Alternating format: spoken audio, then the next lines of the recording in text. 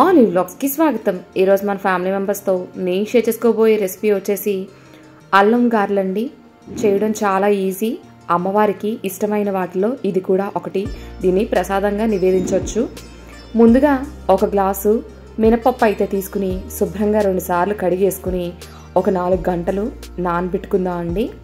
చూడండి, నేను కడిగేసి నీళ్లు పోసి నానబెట్టుకున్నాను. 4 గంటల తర్వాత పప్పు చక్కగా నానింది. చూసారా?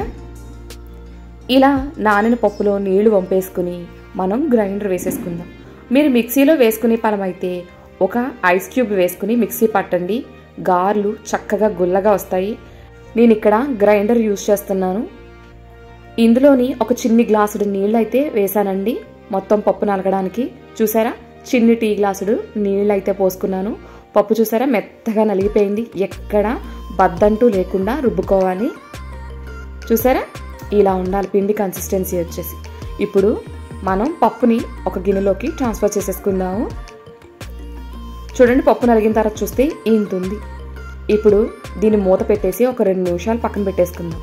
ఈలోపు ఒక మిక్సీ జార్ తీసుకుని అందులో 4 పచ్చిమిరపకాయలు, ఒక 3 ఇంచులు అల్లం పైన పొట్టు తీసేసి ముక్కల కింద కట్ చేసుకుని వేసుకున్నానండి.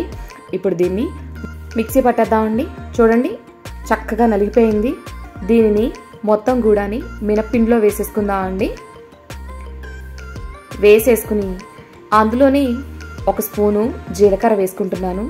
1 గుప్పెడు కరివేపాకు చిన్నగా తురుముకుని వేసుకుంటున్నానండి. అలాగే రుచికి సరిపడగా ఉప్పు వేసేసుకున్నాను.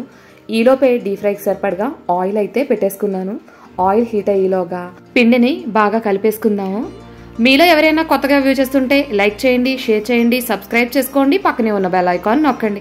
చూడండి, ఇలా 2 నిమిషాలు బీట్ చేయడం వల్ల మన గారెలు అయితే ఫ్లఫీగా వస్తాయి. నేను ఒక చిన్న గిన్నెతో నీళ్ళు అయితే తీసుకుని ఆ నీటితో చేతినైతే ఈవెన్గా తడిపేసుకున్నాను. ఇప్పుడు అందులోంచి చిన్న పిండి ముద్దనైతే తీసుకుంటున్నానండి. చూడండి, పిండి ఎక్కడ కూడా చేతికి అంటుకోకుండా ఉంటుంది. ఇలా చేయడం వల్ల దాన్ని రౌండ్ బాల్లా చేసుకుని మధ్యలో హోల్ పెట్టి వేడివేడి నూనెలో వేసేసుకోవడం అండి.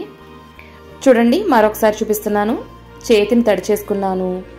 చిన్న పిండి ముద్దనైతే తీసుకున్నాను. దాన్ని ఈవెన్గా స్ప్రెడ్ చేసుకుని చిన్న హోల్ పెట్టుకున్నాను. మన వడలు కానీ గారెలు కానీ అంటూ ఉంటారు కదా, ఇవి కొంచెం మందంగానే ఉండాలండి.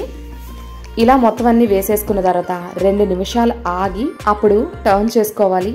ఇలా టర్న్ చేసుకున్నప్పుడు ఒకదానికి ఒకటి అతుక్కోకుండా ఉంటాయి. 1 నిమిషం ఆగిన తర్వాత టర్న్ చేసుకుంటే చూడండి, 2 వైపులా కూడా గోల్డెన్ కలర్ వచ్చేదాకా ఫ్రై చేసుకుందాము.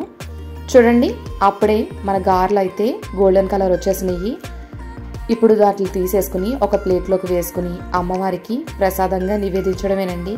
చాలా సింపుల్గా అయితే అల్లం గారెలు రెడీ అయిపోయాయి. Thank you for watching my video.